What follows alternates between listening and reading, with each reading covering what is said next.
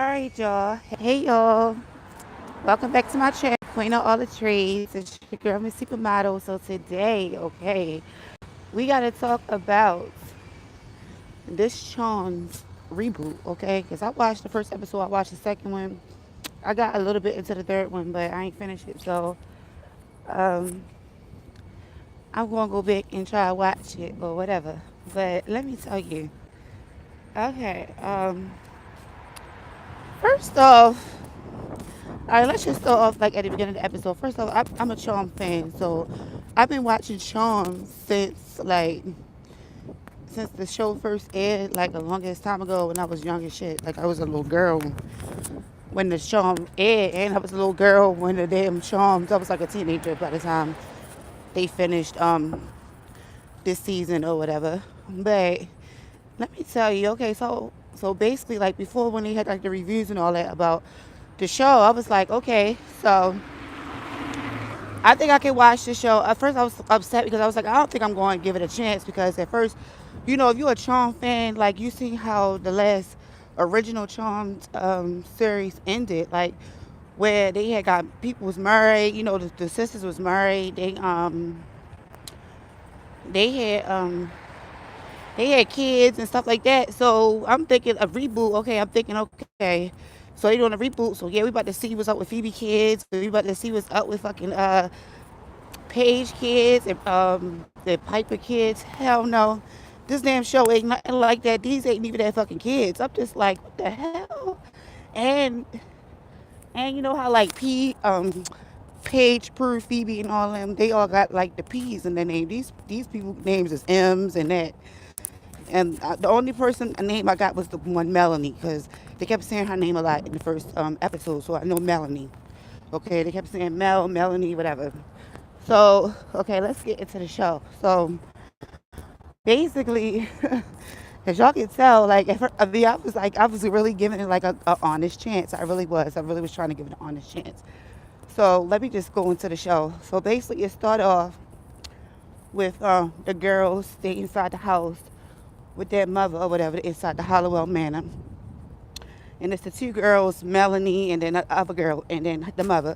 And they all inside the room, and the mother is like, talking to them about, I don't know what she was talking to them about, but she was just talking to them and telling them that they got to stick together. She was saying that they got to stick together because they are sisters and stuff like that. And she was basically telling them that, y'all got to stick together because y'all going to need each other and stuff like that. Shit that all the parents tell their kids or whatever to prepare them for for the parent passing or whatever. So basically, so all that happened. So then the two girls that had left, one of the girls went to a sorority house party because she's trying to get into the sorority. And the other girl, Melanie, I think Melanie is the oldest one or something like that. The oldest sister, so the youngest sister's in the sorority in college.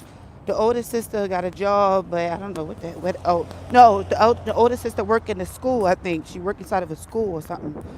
And, what about it? And she went out to go meet with her girlfriend. So the youngest sister leaving out the house or whatever, and she trying to cut through the woods. She texting and all that, and then a boy come out of nowhere. So I guess that's like her boyfriend or something. So her boyfriend appear, but come to find out, that's not even her boyfriend. That's like her ex or some shit. So that's her ex-boyfriend. But I guess they like still hitting and kicking it off together, or whatever. So she go to the sorority house party and whatever, and then her sister go her other way. So then the older sister come to where the little sister at the party and was like, girl, like you ain't get the text messages because, our mother been texting you for us to come home and you taking all day and this and that and blah, blah, blah. I'm just paraphrasing. This ain't like that exact words or whatever, but I'm just paraphrasing. So she like, oh, well, I just didn't want to get the message or whatever because she was having too much fun. Hold up, y'all. I got to cross the street. I got to pay attention so I don't get fucking hit out here. Okay. So I am outdoors. I wish these fucking cars stop so I can get across. They act like they ain't trying to stop. Okay. So basically, what happened? Hold on, let me fix my mic. Okay, so basically, she had a little argument with the sister or whatever about what was going on with the mother and stuff like that. So they all go home. So on their way home or whatever, I guess, when they go home, they find out that the mother is dead outside on the front porch or whatever. She fell out the window. So the mother fell out the window, and they see the mother dead. They see the mother dead outside the window, and what else happened? Oh yeah, and so basically, they had the funeral. So then after they seen the mother dead, whatever, they was all crying and stuff like that. And it wasn't like a funeral or nothing, but I assumed that they had it off camera. And then we jumped to the scene where it's like 3 months later after the death of the mother. And then the black girl, the mixed girl, whatever, because they made this like a diverse show.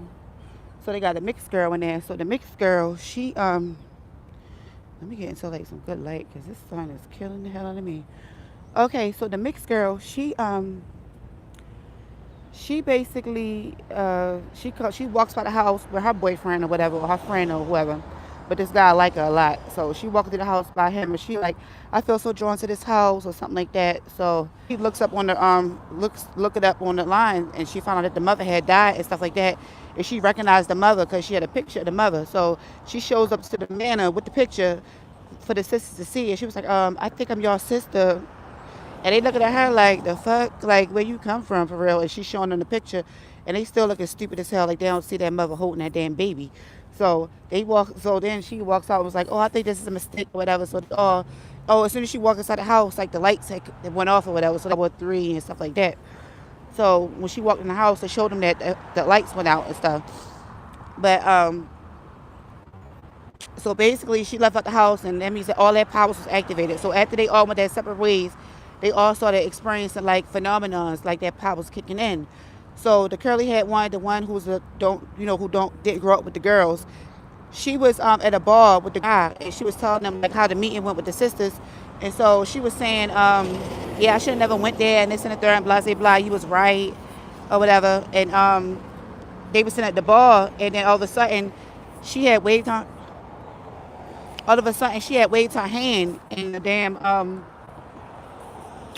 she waved her hand, and the drink had flew across the room, right? So that means that she had the power to move things like with her mind and stuff like that, like the same power that Prue had. Hold up, was it Prue? Yeah, the same power that Prue had to move things with your mind. That's how she was able to do. And that's the first sister from the original Charm. And I guess that means that this girl was the older sister. I'm not sure. But then, and I still didn't get her name at all. Like the only one they kept telling me about was Mel. So what else happened?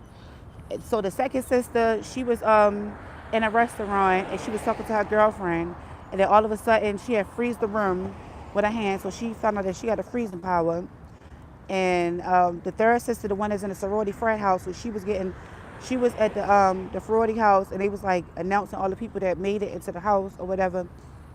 And she was able to hear their minds or whatever. So she has a telepathic power or whatever.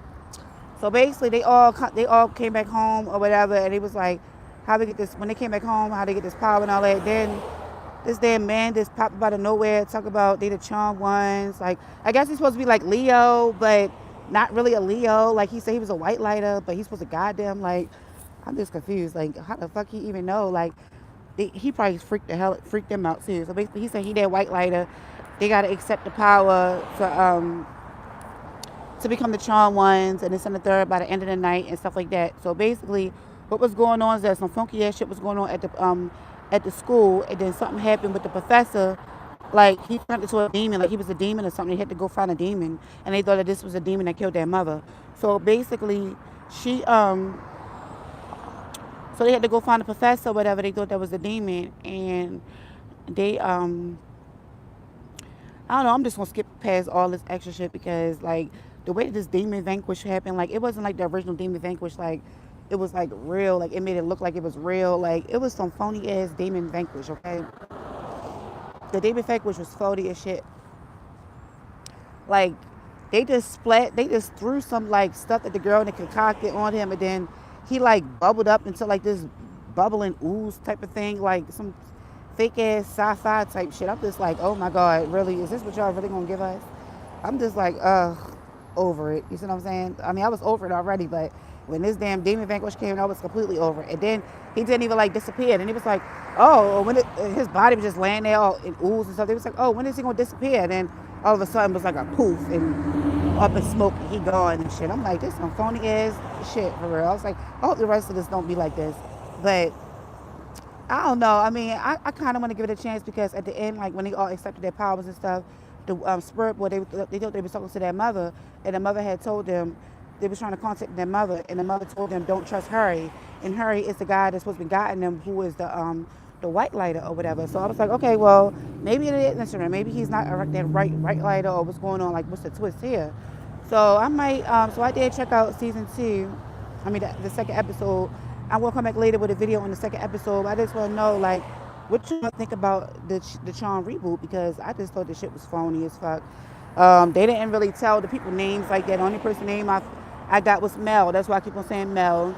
But to be honest, like, I think that they should have just used their kids. Like, why couldn't they just use their kids? You know what I'm saying? Like, why couldn't they use Phoebe kids and Piper kids and Paige kids? You know, Paige had twins and she had a son.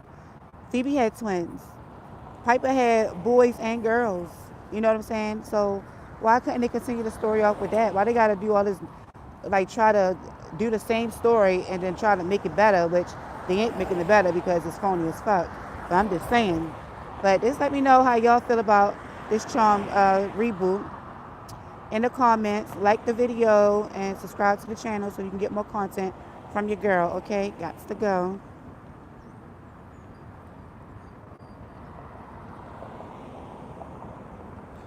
Oh shit. I don't know how to